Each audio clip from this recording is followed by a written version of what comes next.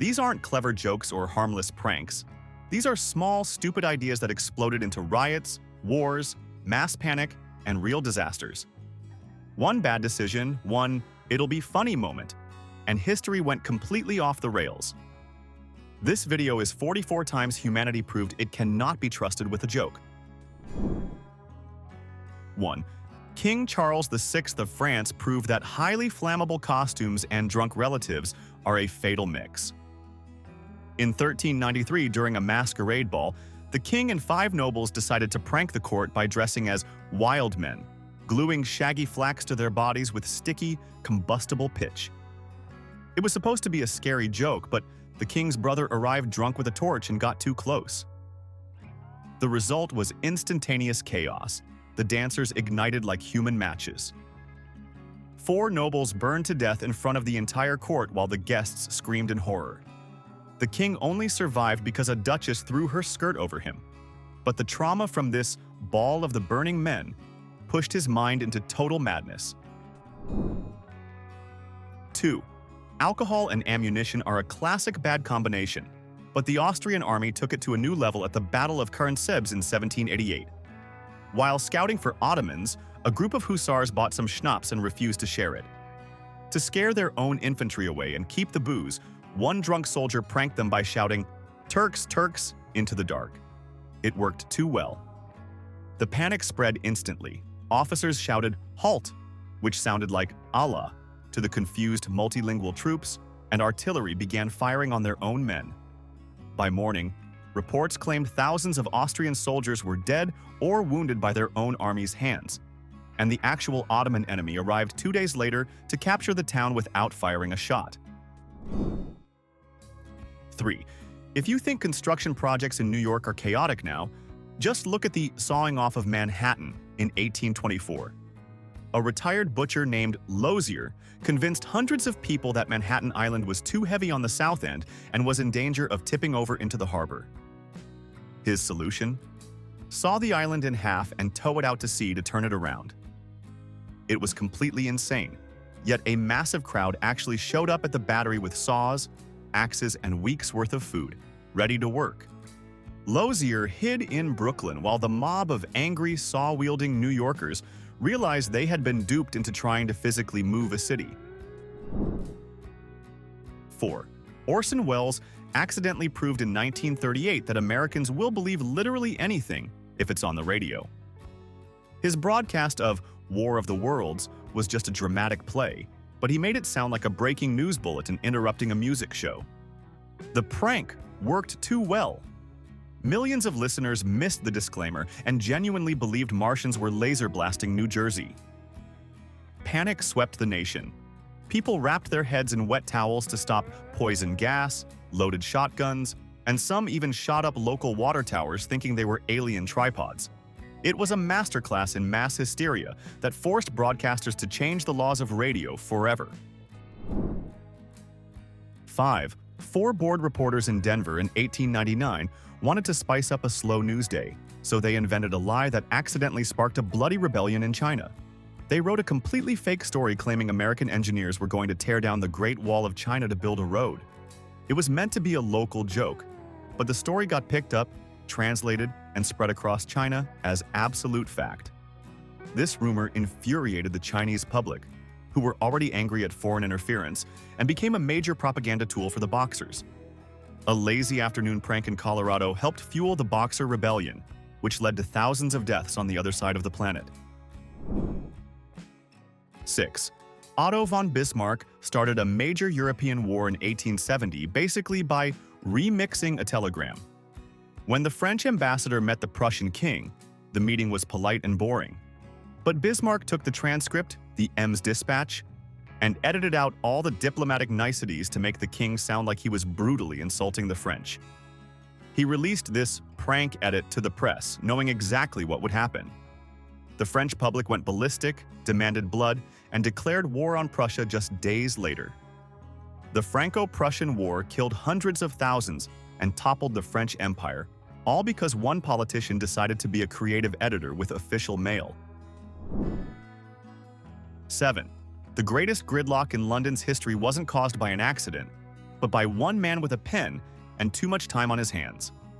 In 1810, a prankster named Theodore Hook bet a friend he could make any house the most talked-about address in the city. He sent thousands of letters ordering goods to 54 Berners Street at the exact same time. On the chosen day, the street was swarmed by chimney sweeps, coal wagons, wedding cakes, doctors, lawyers, and even the Archbishop of Canterbury, all arriving at once. The delivery chaos completely paralyzed a massive section of London for the entire day. It was a logistical nightmare that required police intervention to clear, all because Hook wanted to win a casual bet. 8. In 1821, a Scottish soldier named Gregor MacGregor pulled off the deadliest real estate scam in history. He invented a completely fake country called Poyais in Central America, claiming it was a paradise where gold practically grew on trees. He printed fake currency, drew fake maps, and sold fake land to hundreds of desperate British settlers. It was the fire festival of the 19th century, but infinitely worse. When the ships arrived, the settlers found a mosquito-infested swamp instead of a city. There was no gold, no food, and no shelter. The stunt killed over 180 people who died of malaria and starvation waiting for a government that existed only in MacGregor's wallet. 9.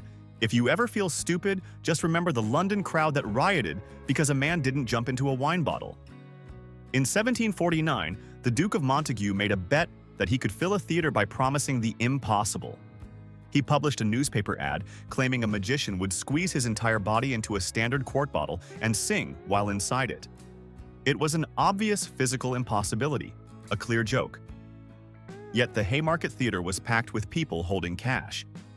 When the performer inevitably failed to appear, the audience went feral.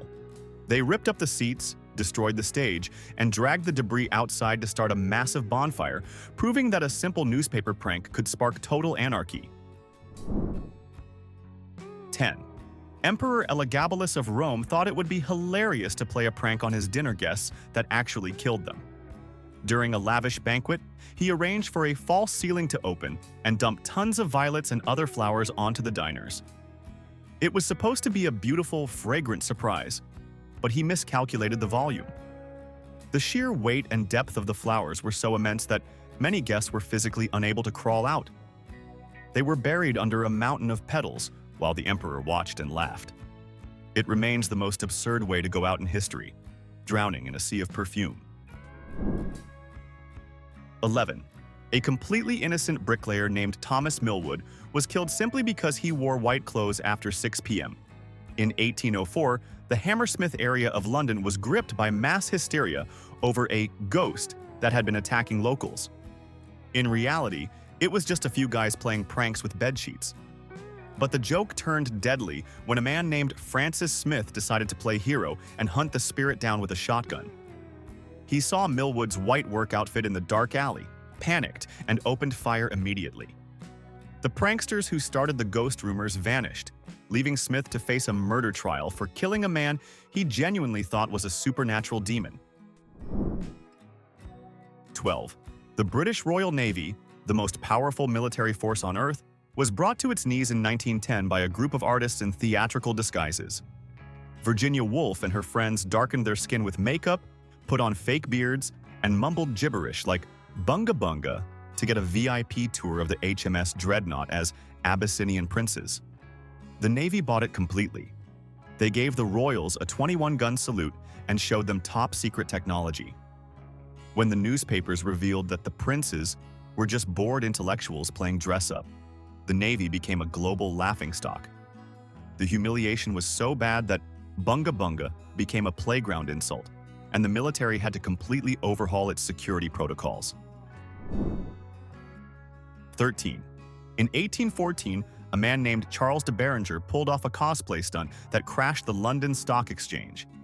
He dressed up in a flashy military uniform, boarded a carriage, and raced through London shouting that Napoleon was dead and the war was over. It was a lie, purely designed to spike stock prices so he could sell his shares for a fortune. The city went into a frenzy of celebration. Fortunes were bet on the peace, and when the truth came out, the financial crash was devastating. People lost their life savings overnight because one guy decided to play fake news with the entire British economy. 14. The Catholic Church was trolled for 12 years straight by one man in the 1890s, and they thanked him for it. Leo Taxil, an anti-Catholic writer, pretended to convert to the faith, then started writing books exposing Freemasonry. He invented insane stories about Masons summoning the devil, hosting wild, scandalous rituals, and worshipping a demon crocodile who played the piano. The Pope was so eager to believe bad things about Masons that he actually gave Taxil a private audience and a blessing. When Taxil finally held a press conference to reveal it was all a giant prank to show how gullible the church was, the scandal was so massive it caused riots in Paris. 15. In 1974, a local prankster in Alaska named Porky Bickar decided to terrify an entire town by faking a volcanic eruption. He waited for a clear morning, flew hundreds of old tires into the crater of the dormant Mount Edgecumbe, doused them in kerosene, and set them on fire. The result was a massive column of black smoke that convinced the residents of Sitka that their imminent doom had arrived. People panicked, packed their cars, and the Coast Guard was scrambled for a mass evacuation. The pilot who flew over the crater to assess the danger didn't find lava. He found a giant message spray-painted in the snow that simply read, "April Fool." 16. In 1835, the New York Sun decided to save their failing newspaper by inventing a scientific discovery that makes flat earthers look like geniuses. They published a series of articles claiming a famous astronomer had built a super telescope and found life on the moon. Not just bacteria, but blue unicorns, two-legged beavers, and bat-winged humans building temples. The public ate it up. Circulation skyrocketed, and legitimate scientists were bombarded with questions about how to convert the Batmen to Christianity. When the hoax was revealed, it destroyed the credibility of actual astronomers for years, proving that people prefer cool lies over boring facts. 17. The BBC pulled off the greatest media troll in history on April Fool's Day in 1957, proving that nobody in Britain knew where pasta came from. The respected news show Panorama aired a serious segment about a Swiss family harvesting a bumper crop of spaghetti trees. The footage showed women literally plucking cooked noodles off branches. The BBC switchboard was instantly jammed with calls from excited viewers asking how to buy their own spaghetti bush. Instead of admitting the joke, the BBC hilariously told callers to place a sprig of spaghetti in a tin of tomato sauce and hope for the best. It was a harmless prank that accidentally exposed the culinary ignorance of an entire nation. 18. A French spy named Shipepu pulled off a 20-year prank that is biologically baffling. In 1964, he met a French diplomat in Beijing and convinced him that he was actually a woman dressed as a man. The diplomat believed it. They started an affair that lasted 2 decades. Shipepu even acquired a baby through the black market to seal the deal. The diplomat passed sensitive government documents to his wife for years, betraying his country for love. The hoax only unraveled when they were arrested in Paris, and the police had to explain to the horrified diplomat that his wife and the mother of his child was actually a man. 19. The captain of Köpenick incident in 1906 is the funniest proof that Germans really love following orders. An unemployed shoemaker named Wilhelm Voigt bought a used captain's uniform and just walked into a barracks. He barked orders at random soldiers and they just followed him. No ID check, no questions. He marched them to the town hall, arrested the mayor, confiscated the city treasury, and sent the police chief to get him coffee. He literally hijacked an entire city government with nothing but a fancy hat and a confident attitude. It humiliated the German military so badly, the Kaiser actually pardoned him because he found it hilarious. 20. Science took a 40-year detour down a dead-end road because of a prank that involved a cricket bat and some bad glue. In 1912, an amateur archaeologist named Charles Dawson discovered the Piltdown Man, a skull that was supposed to be the missing link between apes and humans. The world's top experts declared it genuine. In reality, it was a medieval human skull combined with an orangutan's jawbone, stained with chemicals and filed down to look old. The scientific community was so desperate to believe it that they ignored the obvious glue marks.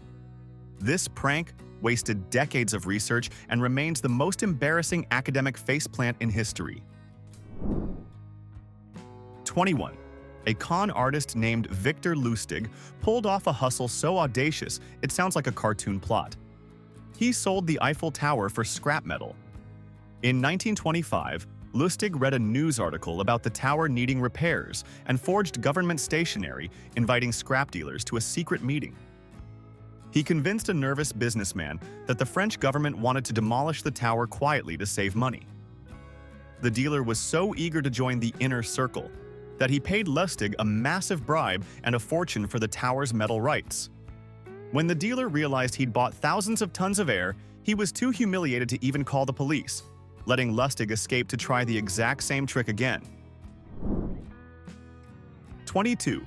King George I's royal surgeon destroyed his entire medical reputation because he fell for a prank that defies all biological logic. In 1726, a woman named Mary Toft managed to convince the top doctors in England that she was giving birth to rabbits. Not human babies, but actual bunnies. The royal surgeon, Nathaniel St. Andre, observed her deliveries and wrote a serious pamphlet validating the miracle. The public went into a frenzy. When it was revealed that Mary was simply inserting the rabbits beforehand, the medical establishment became the laughingstock of Europe. It turns out a fancy degree doesn't protect you from being outsmarted by a farm prank. 23.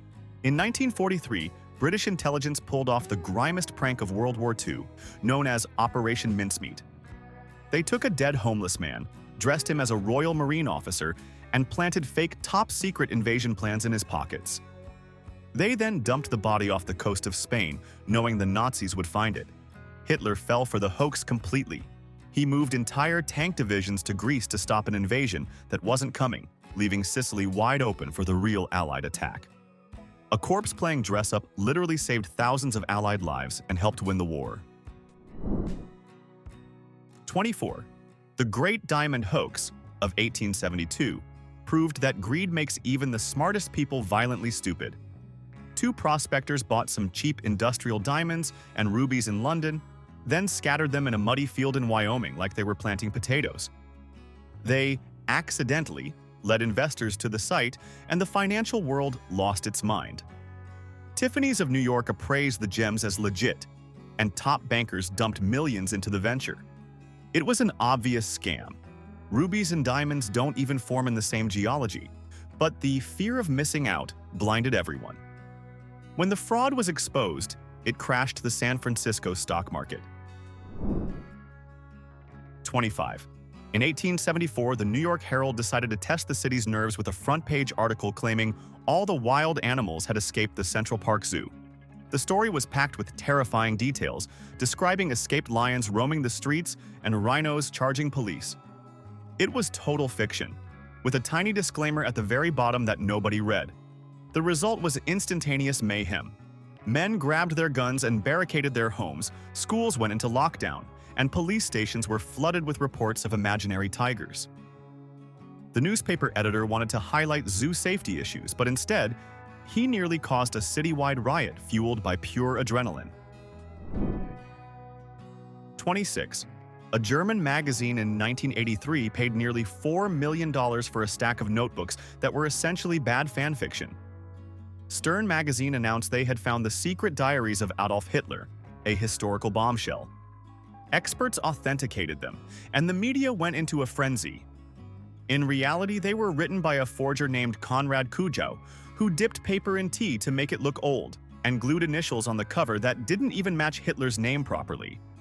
The prank destroyed the magazine's credibility forever and forced editors to resign in disgrace when forensic tests proved the historic paper included whitening chemicals that weren't invented until the 1950s. 27. The most expensive prank in art history was pulled by Han van Meegeren, a Dutch painter who hated art critics.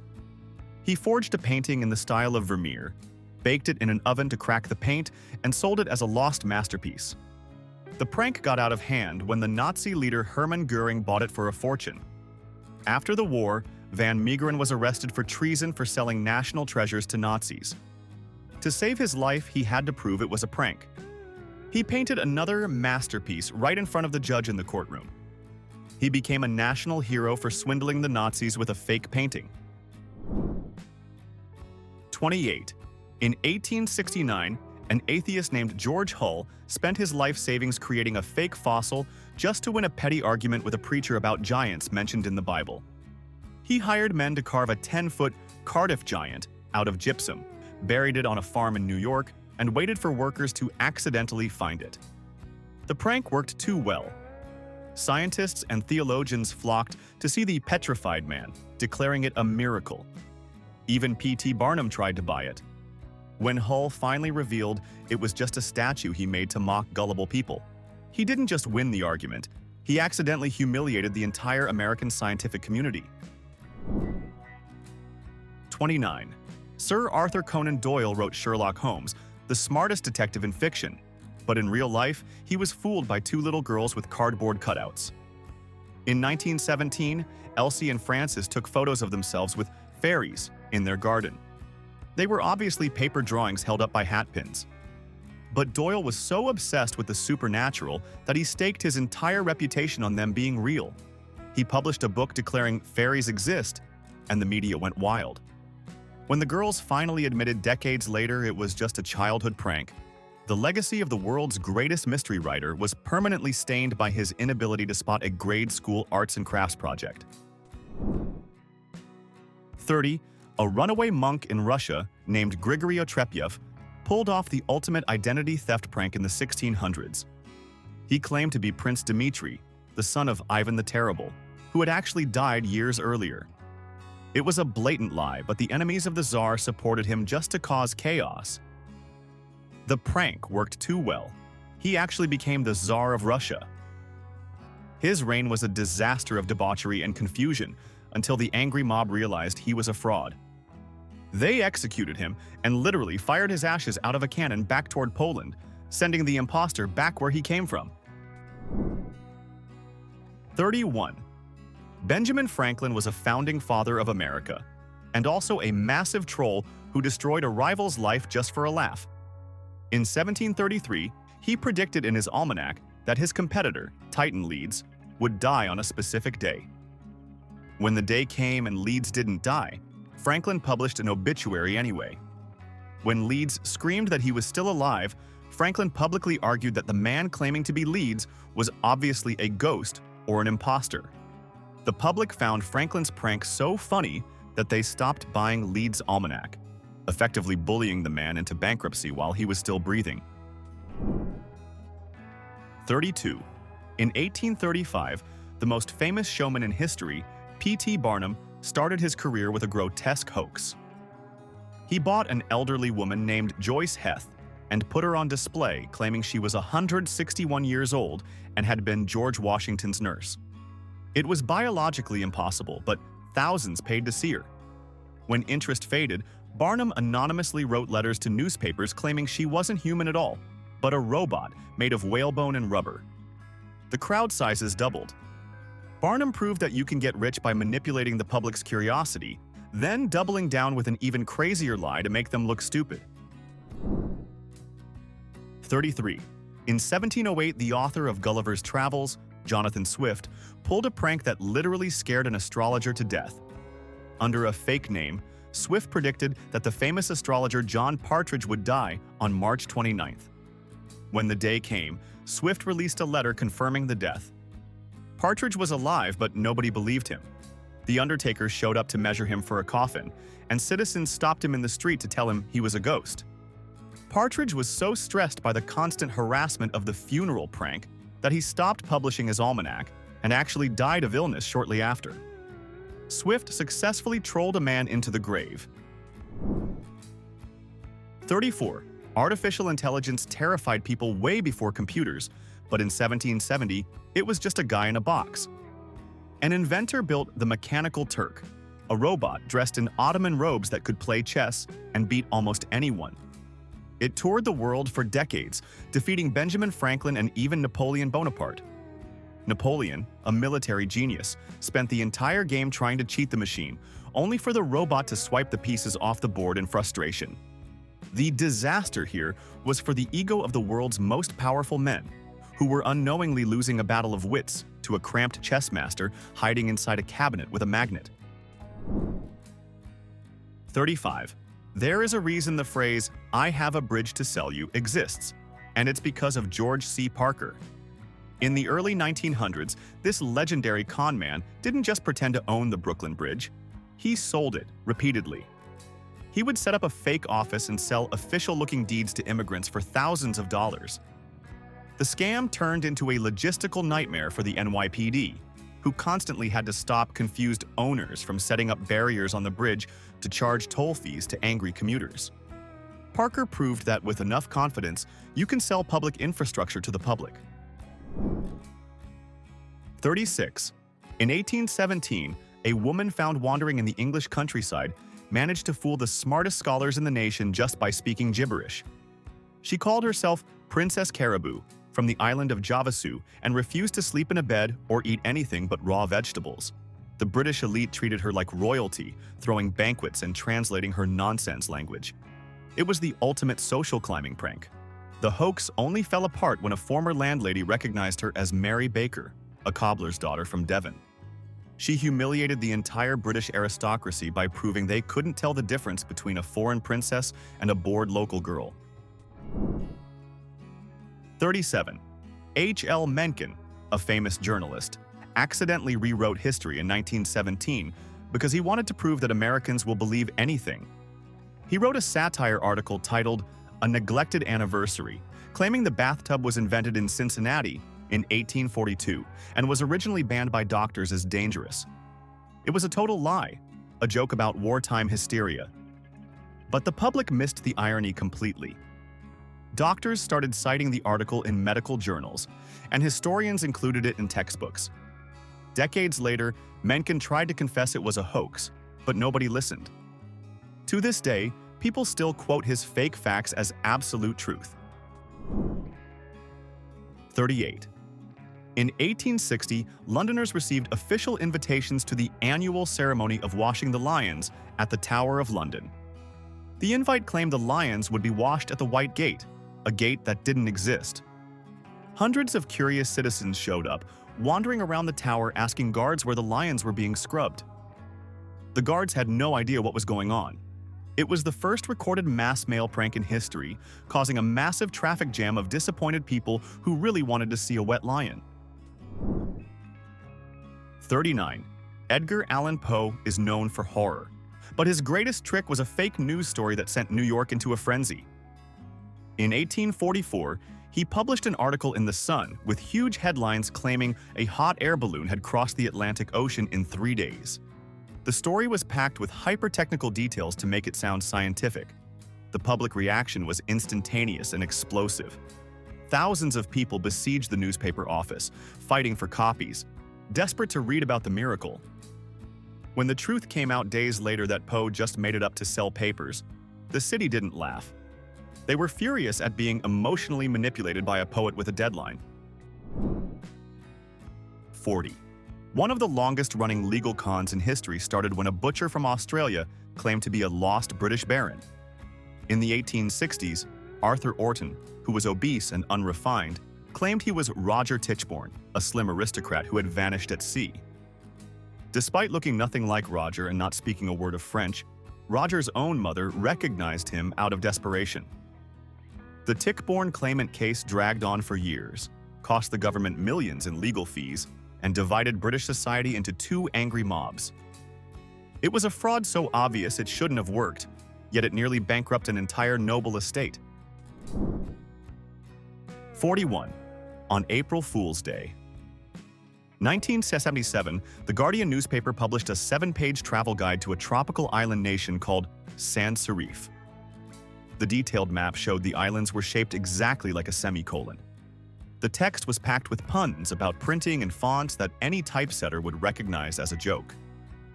Yet thousands of readers didn't get it. Travel agencies were flooded with calls from people trying to book vacations to the Semicolon Islands. It was a brilliant demonstration of how people will ignore obvious clues if the presentation looks official enough. 42.